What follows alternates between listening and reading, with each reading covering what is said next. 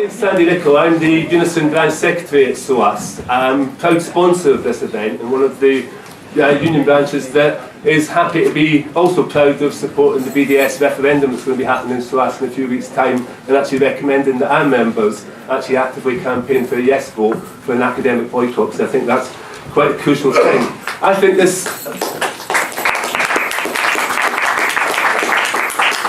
this event has been a tremendous success, and I'd also like to thank the organisers and everybody that's participated in it, because I do think this is an issue which has gone off the radar too much for a lot of people on the left in Britain, and I think we have to put it bang slap in the middle again, and I think this event has actually helped do that. I'm only here really to introduce the final session, which is a plenary session on challenging power, building solidarity. It's going to be chaired by Owen Jones, and Owen's going to effectively introduce the speakers but also say a few words himself as the discussion progresses. So I'd just like to hand over to Owen. Thank you. Well, thank you very much. It's great to see so many people here at this brilliant conference, and a huge congratulations to the organisers. It couldn't be more important and more timely. I was glad also it's taking place at SOAS, which has a great radical history. I presume we'll end it with some sort of occupation or something, maybe an embassy. Maybe we could have a vote at the end, which embassy we're going to occupy at the end of the conference. But I'm just going to start by introducing the speakers, and then I'll just say a few words, and then we'll move on, have a discussion. We can watch a film as well, and then open it up and hopefully have a discussion. We're always going to leave more hopeful than when we entered the room. That's always the number one rule for conferences such as this. So I have, of course, Shehabi from BahrainWatch, British-born Bahraini researcher and writer. I don't think she needs much introduction to people here, but a founder of BahrainWatch, PhD from Imperial College London, former policy analyst at RAND Europe, and an economics lecturer at the Bahrain Institute for Banking and Finance. She's currently an ACSS research fellow, and she lives between Bahrain and the UK. You were telling me, though, you're based there, but your heart is based elsewhere. I've also got with me Anne Alexander, of course, from MENA Solidarity. She's the founder, also the Egypt Solidarity Initiative, and the co-author of the book with the staff there. I can't say that last name. You're going to have to say it for me. Sorry, thank you. That was a glare I noticed for my poor efforts. Bread, Freedom, Social Justice, Workers and the Egyptian Revolution, which was published last year. And standing in, because unfortunately Malia from NUS Black students couldn't make it, but nonetheless we've got a fantastic speaker here, Abdi from NUS PFC. He's going to be talking about BDS. So in terms, just as a quick few words, the title of this session is Challenging Power, Building Solidarity. There's a principle of the labour movement, both here and abroad, which is an injury to one is an injury to us all.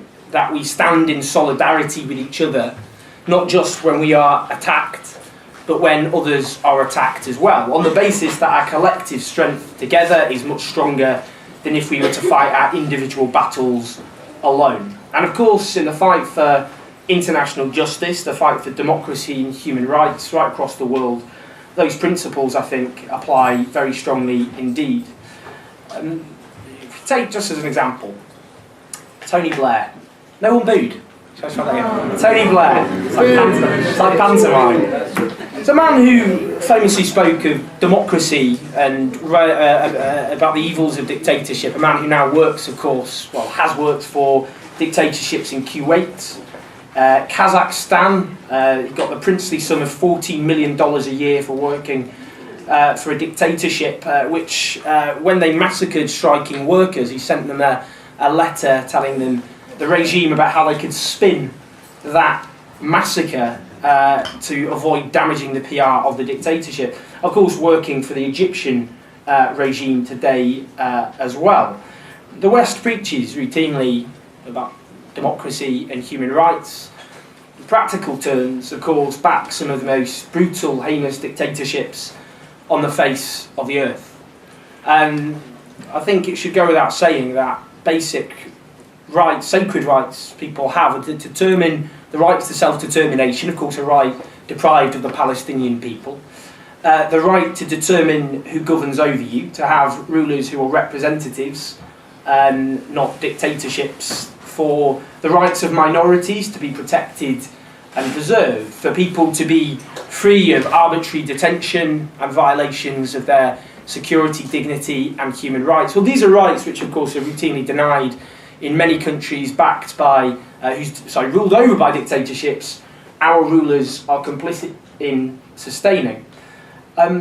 During the massacre in Gaza last year, the apologists of what the Israelis often did, with almost their response, it's something called whataboutery. I don't know if people have heard about this. They go, why aren't you out there on the streets protesting about what's happening in Syria, Iraq, X, Y and Z? And of course, I think many people in this room are disgusted by the actions of what take place in those countries at the hands of brutal, murderous groups. The point is, when it comes to the actions of our own government, that's where our power comes in. We can hold our own governments to account. When they back brutal dictatorships, they are themselves directly complicit in the oppression and violations of human rights that take place there. Whether that be Saudi Arabia, one of the most brutal dictatorships on the face of the earth, where there are no political parties, trade unions, where the rights of people are routinely violated, where ISIS are attacked for brutally decapitating people. Well, Saudi Arabia knows more than a little about that. People alleged to be sorcerers or gay executed in that fashion. The same, of course, in Bahrain, another dictatorship which deprives people of their rights, where people organised a people power movement to fight for human rights and so on, and faced oppression and the opposition of the West lining up with the oppressors. And the same right across the board, of course, in Egypt as well, another regime armed to the teeth. And the point is we have these fantastic movements and protesters for justice, fighting for Palestinian justice, for democracy and so on, right across the Middle East. And they're all there, in a sense, confronting a common shared enemy. It makes sense to link up those struggles and for all of us to put pressure on our own governments to stop them arming to the teeth and backing these murderous, brutal dictatorships. When we say not in our name, well, what we mean by that is these governments, which are supposedly accountable to their people in this country, have no right to arm and back murderous dictatorships such as Saudi Arabia, Bahrain and elsewhere. So what we're going to do, of course, is talk about what we're up against, but I think most importantly, how we can build that solidarity, how we can build that collective strength, and how we can build a movement in solidarity with people who are fighting for democracy and for human rights wherever they are. So we're going to give our own governments a rocky ride, hopefully, and to stop them being complicit in tyranny in the way they are today. Now I'm going to hand over first of all to Shehabi, if that's okay, and you're going to show a video and do a talk to begin with. So big welcome.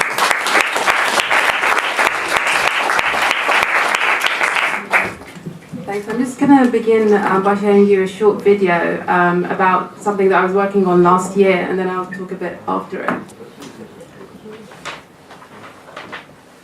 For the past decade, Bahrain's shoreline has been dotted with cranes. Multi-billion-dollar real estate developments are rising from the sea. The tiny island country in the Persian Gulf is extending its shores through land reclamation, dredging sand from the sea to make new horizons. Since 1987, Bahrain's landmass has been expanded this way by over 12.5%. It is all part of a grand plan to make Bahrain economically more competitive and diverse. Developers describe the luxury building boom as a smart business choice and part of an ambitious vision for 21st century Bahrain. Opposition politicians say that land reclamation projects for deluxe developments are made at the expense of affordable housing. Critics say the ruling elite is benefiting personally from land deals. Nearly all of the newly created land, more than 90%, is in the hand of private investors. Less than 10% of the coastline is accessible to the public. Bahraini MPs investigated the use of land and in 2010 published their findings. Since 2003, 65 square kilometres of public land had been transferred to private ventures. They estimated that this land was worth 40 billion, or the equivalent of twice Bahrain's annual gross domestic product. According to the report, no payments were made to Bahrain's treasury. Anger over land reclamation added fuel to the pro-democracy protests in February 2011 as the popular unrest of the Arab Spring swept through the Middle East. In one showdown, anti-government demonstrators gathered around the towers at Bahrain Financial Harbour in the country's capital, Manama, waving 1 dinar notes.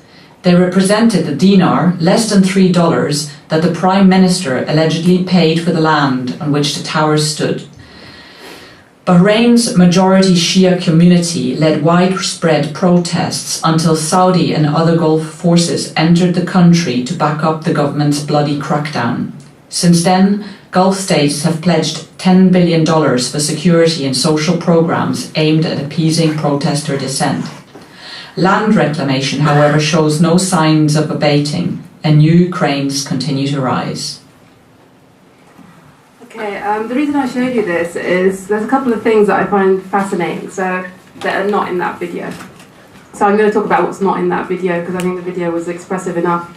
Firstly, that we collaborated with the Financial Times. This isn't a paper that I would have thought would be, the most progressive to support our cause, but they have actually published around 4 stories of ours where we've managed to get our hands on important documents and we've taken it to them and they published it. And it's quite bizarre that the Guardian didn't want to touch any of our stories, but the Financial Times did. This is just something off note that I wanted to mention. So the last 4 years have baffled me in the sense of in working within the struggles, you really do find out who you begin to realise who you can work with and who you can't, and it's surprising who you do end up working with.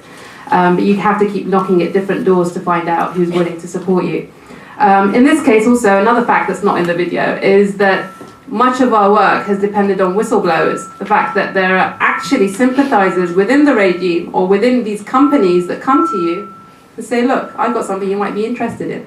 For whatever reason, so I can't just sit back. I mean, people are inside come and give you things on a plate and you have to act on it. And as we've seen with Edward Snowden, it can have incredible impact. We also got, for example, what my colleague was talking about, the shipment of tear gas was from an anonymous source that actually gave us a secret document from the Ministry of Interior, a tender that they had put out for 1.7 million tear gas canisters. So as soon as we receive stuff like that, we have to act on it, but it's because you offer other activists and other supporters a platform which enable people to come on board and pursue the cause.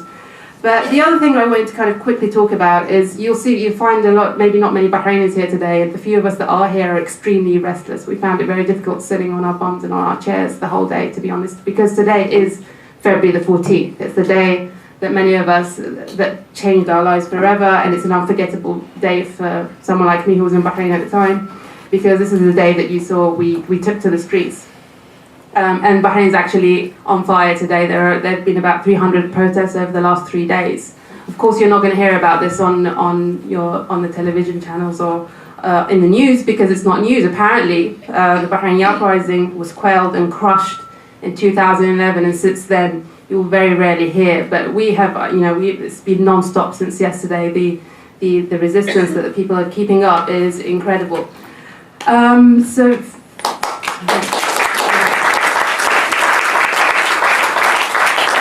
So many of us feel that there's no hope, the social orders are still intact.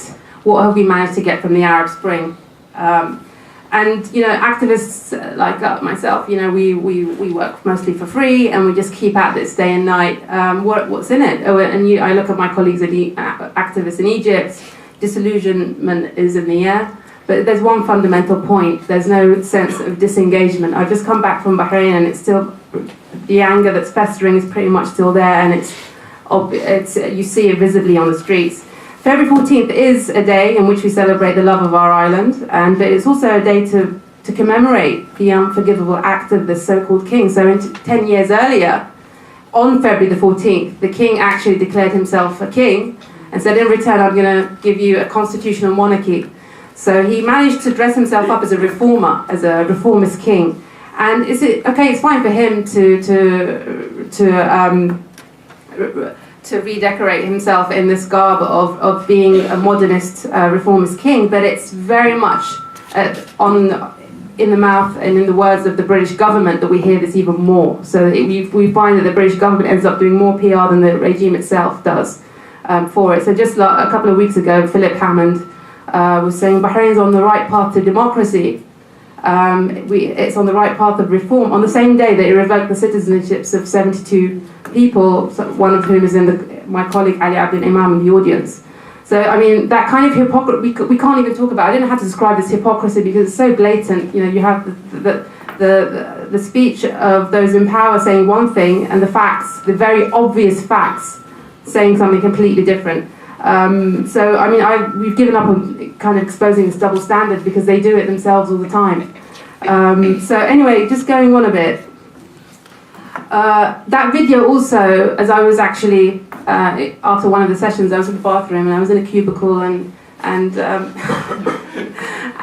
there were people having a conversation, obviously, and obviously they didn't realise that I was listening. It's going to be awkward, this is going to be a bit awkward, but I thought this is unfettered, you know, this is uncensored feedback, you know, hearing it directly. Like if we say, like, what do you guys think of our event? And you say, oh, it's great, it's fantastic. I'll never know if you're being honest or not, right? Because you're all mates and obviously sympathetic, but we don't really. But sitting behind the cubicle door, you know, I knew there was no self-censorship in place. That one of the girls was saying, oh gosh, the session this morning was all about imperialism and neoliberalism again. And I thought, gosh, I mean, if that's what everyone thinks we talk about all the time, it's, bashing imperialism. Well, here I am as a Bahraini facing that every day in our daily struggles. When I receive British-made spyware in my inbox and find out it's a British company, when there's a human rights commission and I have to end up meeting British lawyers from Freshfields, when I end up seeing British consultants in the country, when Tony Blair was there last month, obviously wherever there's shadows, there's Tony Blair lurking somewhere. That's not actually, just to give you a little story about that. That's not, Tony Blair emerged from the shadows a month ago. That's when he said, look, I'm actually in town. But I was doing a BBC interview, and it was the guy that does the morning show, 8 a.m. I can't remember his name, the one with the Scottish accent. Really bad with names. Anyway, so I was doing an interview with him, and he didn't realise the mic was on. And he's like, I was talking to Tony last week, and he says he's working with the Crown Prince in Bahrain. He didn't realise the mic was on and I was listening. So I already knew Tony Blair was somewhere 2 years ago or 3 years ago, but he was only officially there last week. So things that you hear, off the cuff like that, so for us, it's really not about our regime. When we took to the streets, I think we realised that this is an almost impossible and hopeless cause. So we never harboured those massive idealistic aspirations. We know there's no hope, but the choice of submitting to the alternative is also not an option.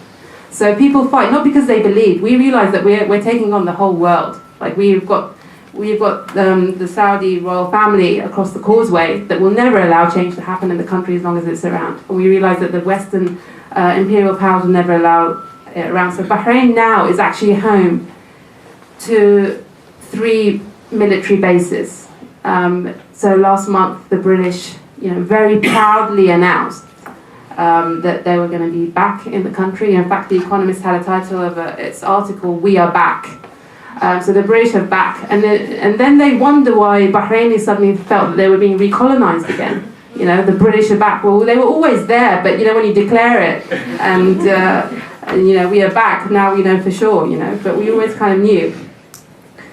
So it's very, very frustrating, and it didn't help that I was actually born and raised in the UK to know that that the UK was actually, on the one hand, talking of human rights, and on the other hand, helping the regime crush us with the heavy arm of its security apparatus.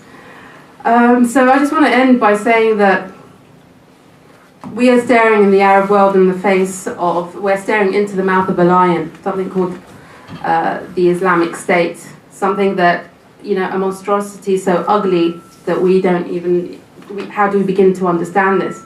But if you look around and see the incredible stresses that the Arab world has faced, if you look at the Arab world just over the last decade, facing authoritarianism, imperialism, occupation, foreign interventions, neoliberalism, and sectarianism, is it any wonder that you get another mirror, something mirroring that's just as ugly and just as brutal as the Islamic State? I see it's no surprise it emerging, given those incredible stresses that are facing the Arab world today.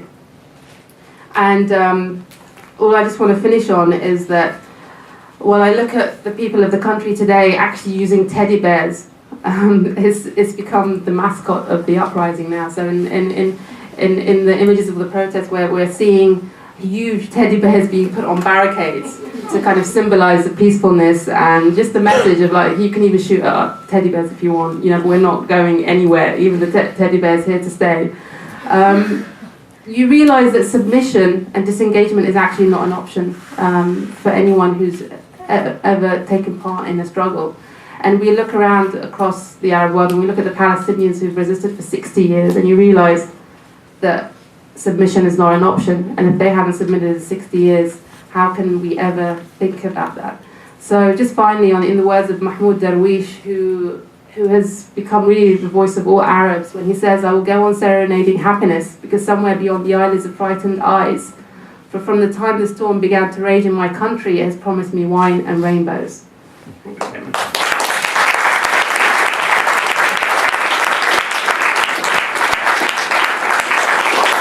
Fantastic, and a great defiant message to end there on. We're going to move on now to... that's okay. Thank you. And I'm very pleased that we've had such a successful event. I'm delighted to have had so many people here. I want to thank all the comrades and friends who spoke from all the different parts of the Arab world, and the people who participated from this country. And the questions that I really want to address in this particular session are, we've put a title of Challenging Power, Building Solidarity. So I want to ask, whose power? How do we challenge it? What is the solidarity that we're talking about, and what can we do? So we actually have concentrated quite a lot in the sessions over the day on the question of whose power are we challenging. There's first, obviously, the states of the region. Nobody could have failed, I think, to get the message that these military bureaucratic machines are crushing people across the region, or attempting to crush people across the region through repression, through censorship, through any means that are in their power. Whether you're talking about monarchies that have some kind of pretend constitutional face, whether you're talking about military dictatorships, across the region you see the same kind of picture. And I would say actually that tells us something not just about those states, but actually about any states that we face in the world today. That all the states that we are encountering in our daily lives are, to a certain extent, of the same essence, the same kind of amalgam of power that is that cannot be taken and used by our side in order to make real change.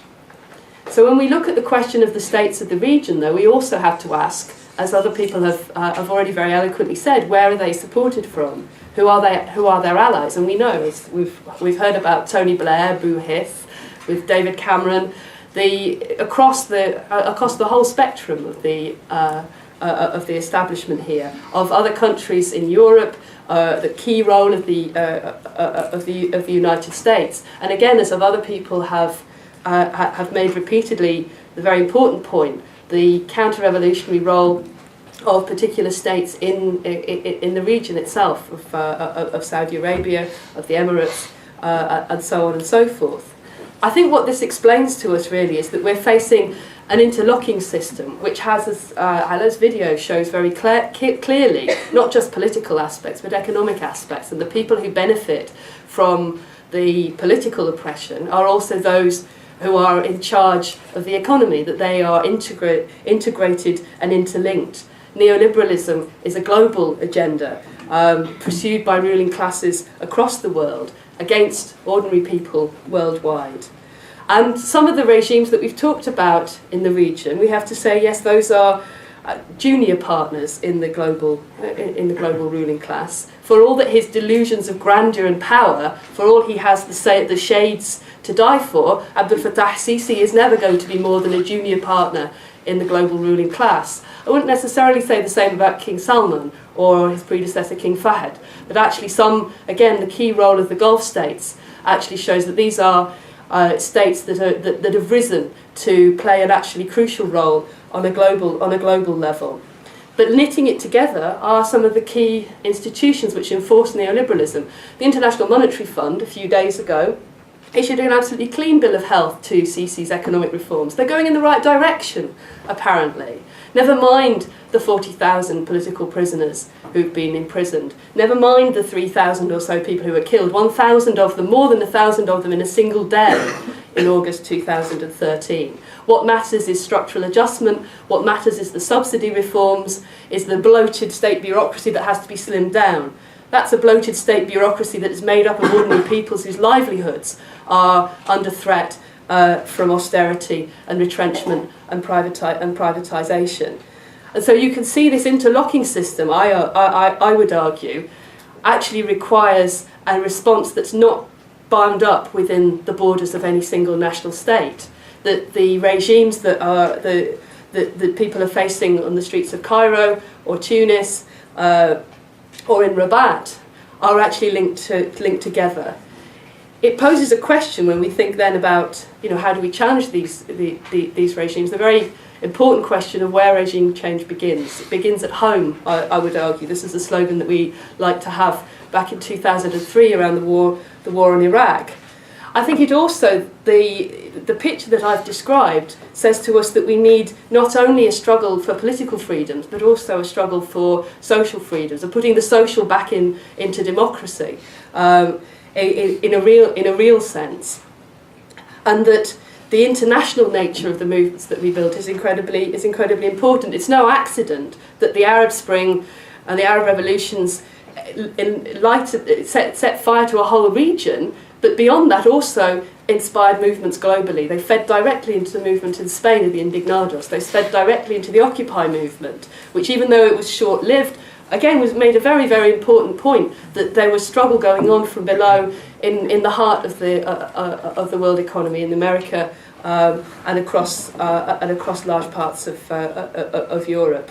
And this is not the first time we've seen movements like these international movements arise. I think the anti-war movement in the run-up to the revolutions of 2011, some of the biggest protests that we've seen in this country in our lifetimes, was also an international movement, and in fact actually played, I think, an important small role in helping to create spaces, for example in Egypt, where opposition activists could talk to each other, could feel themselves part of a wider movement, and so on. There is a constant to and fro of language, of tactics, and so on. Think about the words that now we know. Even if you know no other words of Arabic, I bet everyone in this room knows the word intifada. That is the gift of the Palestinian people to the ordinary people of the world who are struggling alongside them. And I'd like to think that actually the word thawra, revolution, is also something that has become known as a symbol for people globally since 2011. So this comes to the question of what is solidarity. I would say that it tells us that it's based on the principles that we are part of a common struggle together, that actually we are organised together, we can organise together based on the fact that we're facing a common enemy. But I would also emphasise, I think, something that Owen mentioned, the key role of the workers' movement, of the labour movement in this, that that this is the place where we're strongest, that when people move in their workplaces, when they organise to go out onto the streets, that it actually helps organise a power that is unstoppable, even from the most ferocious regimes. And in fact, I want to bring in an example of solidarity from our labour movement in this country, which shows the connections of how international solidarity enriches the building of those movements. In the 19th century, London, as it is today, was the home of many displaced people, revolutionaries who'd fled from the 1848 revolutions being crushed, from the wreckage of the Paris Commune. And if you look at the role of those revolutionaries who came here, actually many of them went on to play, or their sons and daughters went on to play, a key role in building our movement. I'm thinking, for example, of the role played by Eleanor Marx, daughter of Karl Marx, who had fled the 1848 revolutions, the counter-revolution that swept Europe, and he'd settled in London.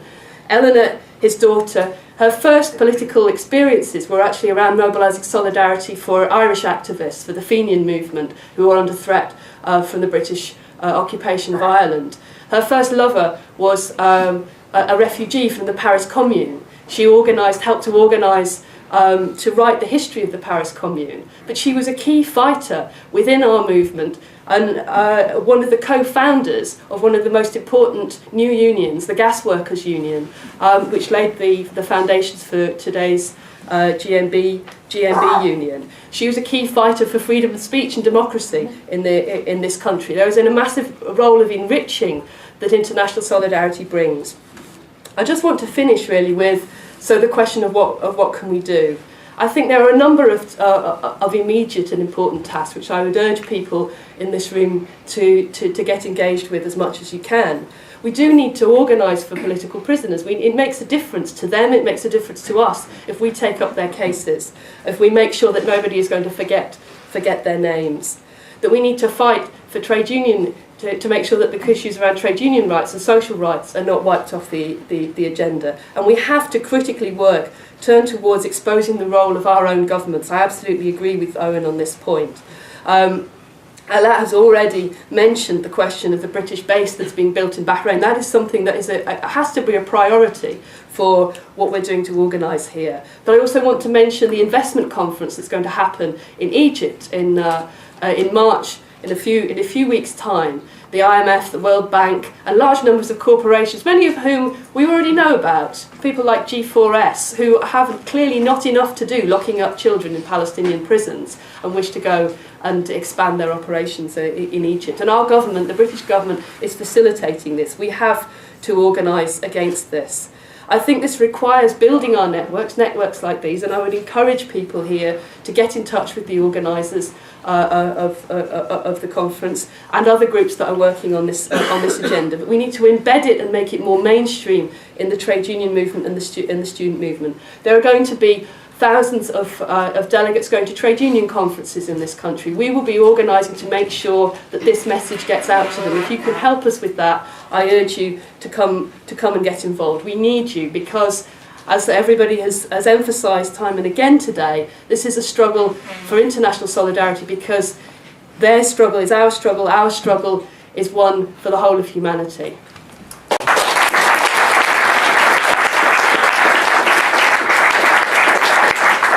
Well, thank you. That's a great rallying call for unity and solidarity against oppression. And finally, but not least, of course, Abdi, take it away.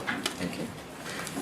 So, I suppose first of all, I want to apologise for not being Malia. Malia is the leader of the Black Students campaign, and she's also the Black Students Officer for the National Union of Students. And I would advise that when she is next speaking, which will probably be any day, probably tomorrow, probably even today, you should go and see her speak because she's very, very good.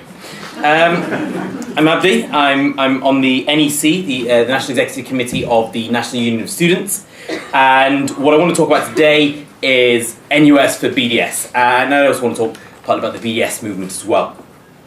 So first of all, what is the Black Students campaign? So it's an autonomous campaign within the National Union of Students, which means we don't take, we get to make our own rules, essentially, our own policies, our own campaigns, and that's great because it means that we get to define what we want to do. So for example, on the topic of BDS, we supported BDS for a long time before the National Union of Students came around to it. And I'm going to talk about how actually we were part of actually helping them come around to it. We represent folk of African, Asian, Native American and Aboriginal backgrounds and in education in the United Kingdom, in further education and higher education. So that's 1 million students that we represent. And we see ourselves as an autonomous radical liberation campaign that draws from the tradition, not just of the civil rights movements and movements about growing black and brown confidence and self-esteem and self-respect, but also inspiration from the liberation struggles of anti-colonial entities and groups and so on and so forth. And actually that spirit of anti-colonialism, that spirit of anti-imperialism is a big part of what it is that drives both us and what drives us towards solidarity with the struggles around the world. So, for example, just to give you a domestic example, one of the things we're doing this year is about decolonising the curriculum. Because, in a sense, it becomes incredibly important that if we're going to talk about education as something excessively wonderful that we have to guarantee that everyone has an opportunity to, which I believe in, and which we believe in, it becomes incredibly important that education is one that has had all the legacy and the baggage of colonialism as much as is possible stripped away from it. So that's just to give you a sense of some of the domestic objectives as well. So in our solidarity with the Palestinians, we're very clear on a few principles, because it has to be principled, and a few arguments that are quite important. Number one, we don't negotiate for the Palestinians, they negotiate for themselves. You know, we offer our solidarity in the ways that we're asked to offer it. It's not for us to carry out a negotiation with Israel on topics. There's no point of us going into meetings and going, hello, how would you like to have a conversation about the occupied territory? That's not for us to do that. It's for us to offer solidarity in the way the Palestinians ask us to do so. And the Palestinian struggle is a struggle for liberation, not a struggle for sympathy. I mean, that's a very important point. It isn't just that it can be very difficult amongst a great many people actually when you're seeing these bombs dropping on civilians and so on and so forth to be distracted into believing it's simply a humanitarian question. There's nothing else to it, But actually, this is a struggle for liberation, and in many ways, it is an anti-colonial struggle because Israel is an expanding settler colonial state. That's also a very important point that has to be remembered. It's the essence of what Israel is. It's probably one of the only, probably the only expanding settler colonial state in the 21st century, and therefore it becomes all the more important for anti-imperialists and anti-colonialists and those who oppose such an entity in the 20th. The idea of expanding settler colonial states in the 21st century, to me, is absurd. So therefore it's important that the struggle for liberation is supported in that sense, and it is a state created upon the ethnic cleansing of 750,000 Palestinians and sustained through a network of 40 direct and indirect laws within Israel that restrict Palestinian individuals with Israeli citizenship from many aspects of life, with military law in the West Bank and a siege in Gaza that is so oppressive that even things like ginger and toilet paper are often restricted. I imagine the pure oppression of it. So I also wanted to be very clear before I actually got onto what we did for NUS BDS that we also are very much committed to the apartheid definition.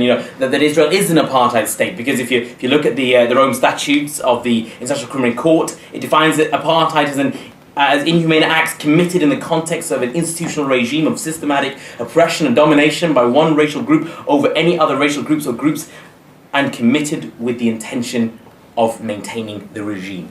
Now, I do often find it very difficult to find anyone who can genuinely provide a good argument that Israel is not an apartheid state in that sense. So what is BDS? I just want to be very clear in case anyone doesn't know what BDS is. It's a movement, an international movement, a cry for solidarity made by the Palestinians in 2005, signed up to by many organisations, civil, political, other forms, asking for boycotts, divestment and sanctions against the State of Israel until it meets three demands. The ending of its occupation and colonisation of all Arab lands occupied in June 1967, and dismantling the wall. Number two, recognising the fundamental rights of the Arab Palestinian citizens of Israel to full equality. And number three, respecting, protecting and promoting the rights of the Palestinian refugees to return to their homes and properties as stipulated in the UN Resolution 19194. it's very important to see it in those three elements, that you have these Palestinians within Israel without their right, to have Palestinians under occupation and military rule in the West Bank and the Gaza Strip, and then you have the millions of Palestinians that are often forgotten in these conversations, who are given the right to return, not just by the United Nations, but by pure justice, you know. So these are the demands that we campaign on. These are the demands that we support. This is what we believe to be important. This is what we've been asked to offer our solidarity by the Palestinians. So then we earlier this year we finally believed we were in a position, I think around August, at our meeting of the NEC, to pass a BDS motion in the NUS. And for those of you who don't see why that's very significant, or at least for us was, ever since 2005 we've been trying. And ever since then, the internal workers of the National Union of Students have been very good at putting it on the end of the agenda, throwing it off the edge, putting it into committees where they have the leadership's control over the committee to make sure that it fails. And year after year, through bureaucratic means, they've actually made it so that we've never actually had a vote on it anywhere that we had a chance of winning, right? And the safe haven always used to be the NEC. You know, you just pass it on to the NEC, and at the NEC it once again gets rejected. So what was brilliant, and one of the reasons why we felt it was very important to pass the BDS motion through the NUS is, although all student unions are autonomous from the National Union of Students, so they can do what they want, a lot of them do take the advice of the NUS extraordinarily seriously when deciding what to do. And there's 100 and something unions up and down the country of individuals who could be helping with the solidarity movement, or like putting their energy and their duties towards it. The NUS has a radical history in terms of anti-apartheid activism. When we think about the fact that Barclays CEO or chairman actually admitted upon pulling out from South Africa, that one of the things that put a lot of pressure on them was the amount of pressure the NUS was putting on them. You know, everything from asking students not to take out accounts with Barclays to supergluing cash machines. You know, it'd be quite wonderful if we went back to Texas like that, actually. But the other thing is, it was extraordinarily difficult. But I think one thing that I'm going to be very honest about is what was one of the big moments that really changed our capacity to pass a vote like that, capacity to not just pass that vote, but then to actualise it into practical measures. I'll tell you what it was. It was that we used to have, I think it was 2 black members on the NEC last year. And this year we have 11, right? And I think that change in both the character of the NEC and that change in the connections of those individuals to struggles of anti-colonialism that had taken place in the past, that changed the mood of that room, right? And the solidarity and the support of left-wing individuals in that room as well, who weren't from sort of black and brown backgrounds, but appreciating the arguments have been made year after year as to why BDS was a good method for supporting and providing solidarity to the Palestinians in our context. And I think between us, the coalition of black and brown students and essentially white left-wing students, we were actually able to be successful, especially with hundreds and hundreds of students up and down the country emailing through, putting the pressure on individuals, and sending through phone calls, so on and so forth. And this desperate energy actually succeeded in the end in allowing us to pass it. And it was a pretty incredible moment, because not only did it pass, but I think it then ended up on all sorts of websites, all sorts of sharing. And actually what then happened is we immediately moved into the next stage, which was how do we actualise it? How do we make sure this solidarity matters on the ground? So one thing that I'm really happy, I don't know if it's probably been announced in the last session, is that finally our Palestine our handbook, our BDS handbook is ready. It's probably about 70 pages long. It's a proper handbook, and it's been sent around the country, and it has everything from model motions to actually support on how to build those grassroots campaigns on each campus, how to run events, how to get people involved, and how to, more than anything else, also succeed in winning the arguments on campuses, right? Winning the arguments of those individuals who will continue with those arguments onwards and wherever else they go. So I think I don't want to be I don't want to go on for exceptionally long, but it's already led to BDS motions now being passed at Exeter, at Brunel. Brunel was incredible. I mean, they were able to mobilise 600 students supporting BDS at a general meeting, when general meetings usually had 20 or 30 people who weren't in court. It didn't even happen, right? and this incredible like sort of explosion in activism. Kingston and Goldsmiths Goldsmiths already had a BDS motion. They've reinforced it, made it even better actually. And it just passed a couple of days ago. So Kingston and Goldsmiths on the same day.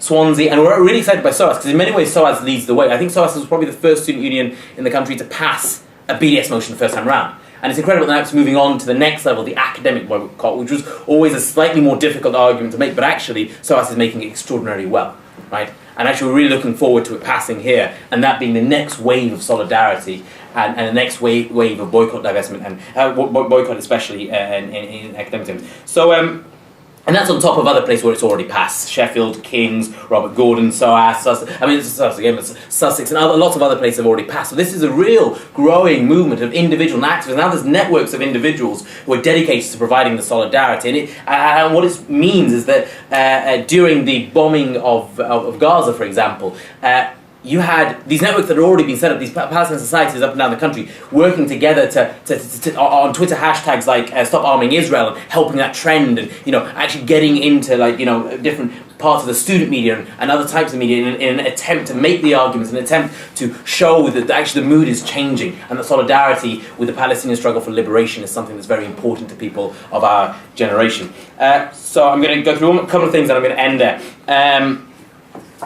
We also have every 2 big weeks up and down the country that on every campus, more or less, that we have a functioning Palestinian society. We have a Right to Education Week at the beginning in the first semester, which is about articulating the right of Palestinians to education, just like the students at your university, which is the point we make to people, especially when Israel, during the first Intifada, when it regularly closed down Palestinian universities, began, I think it's an extraordinary fact, I found out that it... When it closed down, I think it was based at the university, when it closed it down for, I think it was 6 years, students still went off to their flats to educate, to learn still. And Israel labelled these flats where students were getting together to learn the topics they would be learning in the university. They labelled them illegal cells of education. Yeah. Incredible. But so on and so forth, we really helped to articulate these points. And so we have that week at the beginning of the year. And coming up, the last week of February, so it's going to be the 23rd to 30th this year. Do get down to any campuses nearby where they're holding events. There's going to be Israeli Apartheid Week, which is about reinforcing the arguments for why Israel is an apartheid state, and actually the nature of Israel's expanding sense of colonial crimes. So do get down to those, and we have them every year, and they're getting bigger and bigger and bigger, and the response to them is getting more and more pathetic, actually, from those individuals who wish to disrupt them and so on and so forth. It's all very good, so do get down. We have a BDS tour. We'll be going around training. Me and others have been going around helping activists to sort of like clarifying the arguments and sort of get how do you set up a good functioning power cycle and so on and so forth. So we're helping with that, going on tours around the country and helping that campaign. And we are protesting as well. We're protesting Israeli ambassadors, we're protesting other individuals, because it can't just be a question of passing motions and trying to get the divestments from your student unions and your universities. It also has to be about succeeding in the objective of making Israel the pariah state that it should be, rather than the sort of state that our governments get away with dealing with, and on our behalf, actually. So I think I really want to end it there, insofar as there is this growing movement of solidarity. It was great to have that landmark moment where we were able to pass it at the NUS, and therefore these briefings are now going out to like millions, essentially like hundreds of student unions, but actually also thousands of students, tens of thousands of students, and to say that no matter what the ebb and the flow of the actual levels of solidarity, at least at the Black Students Campaign and our allies, we are committed to continuing to offer the maximum and maximising the amount of solidarity for the struggle for the liberation of Palestine, that permanent revolution at the centre of the Middle East. Thank you very much.